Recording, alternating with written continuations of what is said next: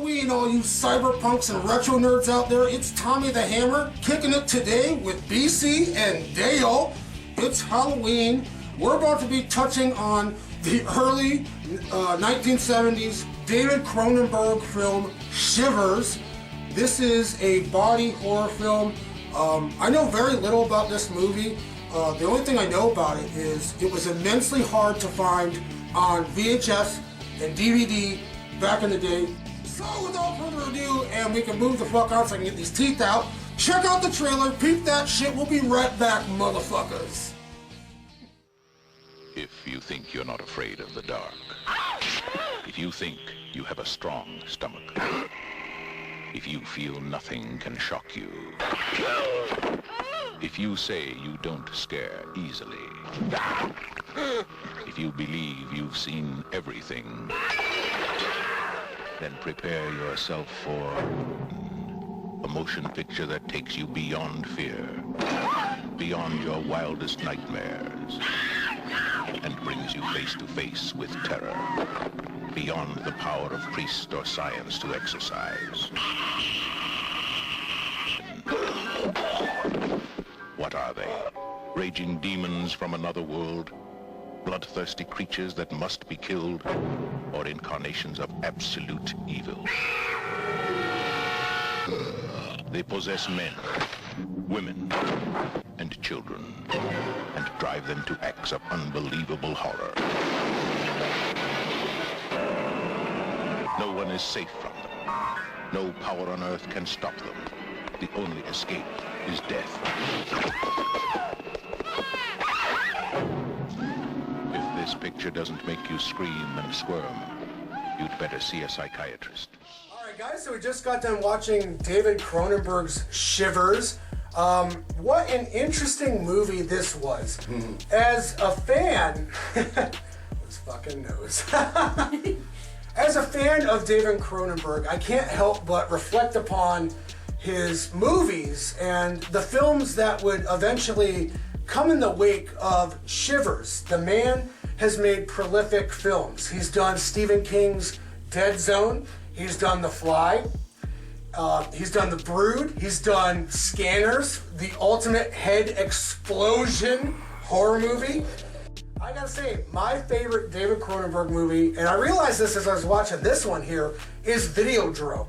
That movie balances out his early aspects and his later aspects with perfect clarity. And I realize that's subjective. Some people might come into Videodrome and be like, this is pure crap. What are you talking about? The analogy to body horror and Americans' obsession with television and violence, I thought rang true. This one here, Shivers, it really had the social commentary that you've come to expect from a David Cronenberg film. You know what I'm saying? You've got these sexual zombies, this STD element to the whole movie. And it's creepy in those regards. And there's definitely effective scenes in Shivers. I feel like there was moments where I couldn't help but watch. The opening scene with the dude choking the girl, we were all silent for the whole moment. It was like ridiculous. We're like, what is happening? Is it a winner through and through? No, it's not. I feel like it drags in parts. Dale mentioned that it's a slow burn, and it is. But with that being said, it picks up its pace. The final moments really sent it home for me. This film is like a flower. It takes a long time to grow. You gotta nurture it. You gotta be with it. And it pretty much, at the full bloom, is really when you can appreciate this film at the end. Oh, okay. This movie comes at you in the time frame that it came out in. I understand this was probably pretty controversial and racy for the time. There's a lot to do with everything from interracial sex, homosexuality, all sorts of weirdness. Orgies. Yeah, orgies. Old people, kids. Yeah, children, the elderly. There's like no real boundaries. That this movie didn't no taboo dabble. untouched. But at the same time, it was done tastefully, and they didn't necessarily push it over the limit where I would call it gross or smut. It's a well done film. It's a slow burn, of course, but the tension in this film is thick. and it's really enjoyable if you're a person that can stick through it and follow it all the way.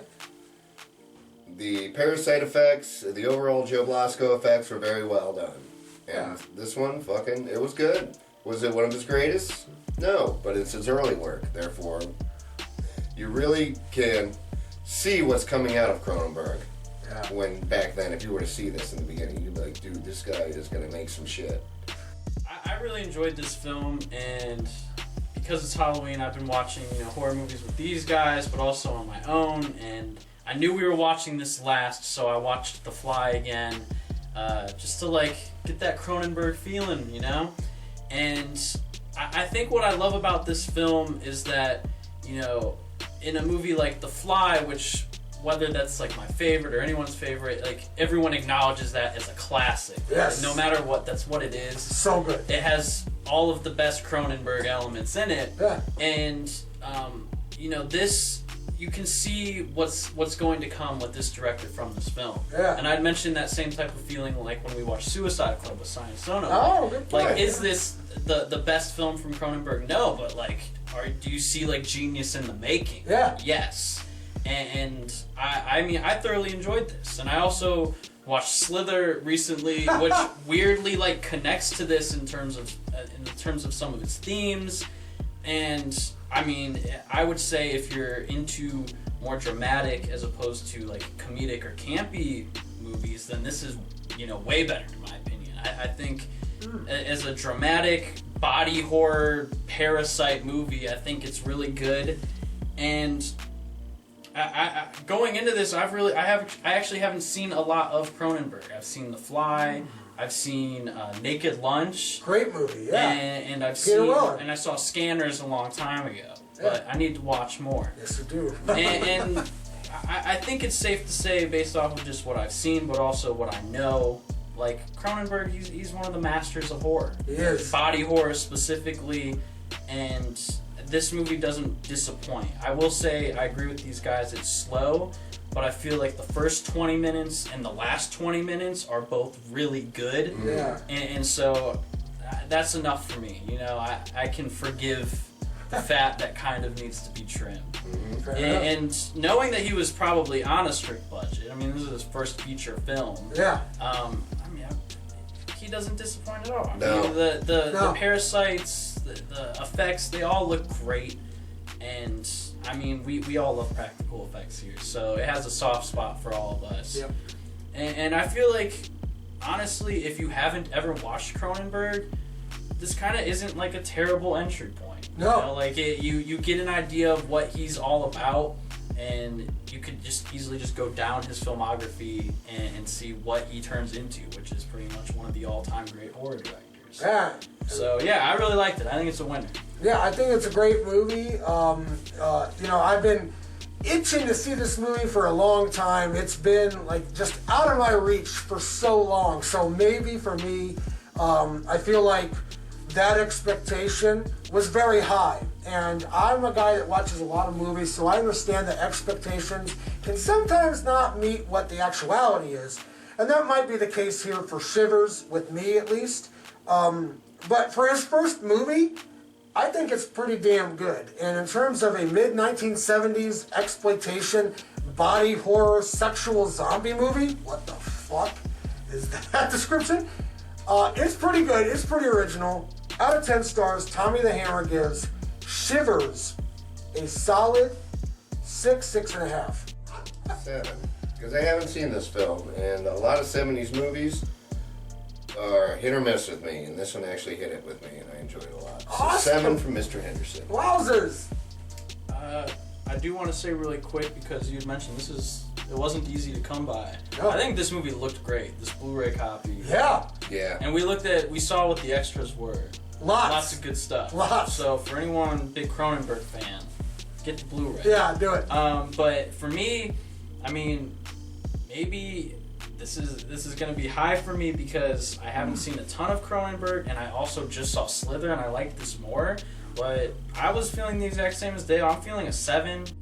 We talked about it. This whole STD turning people into zombie-like people. Like, this is actually a theme that current directors could expand upon. Yes. Yeah. We don't see a lot of it. We still see tons of zombie movies. Right. Not necessarily a remake, but they could take the idea Right. and run with it. Right. Yeah. So, I mean, I thought this was original, and it was perfect for Halloween. Really loved it. Agreed. Well, that's awesome, guys. I'm glad that it wasn't a complete and total dud. I'm watching it here. I'm like, oh boy, slow burn. I'm probably boring some people. And with that being said, guys, I hope we've been informative. Until the next time, tune in to Neon Trash. Bye.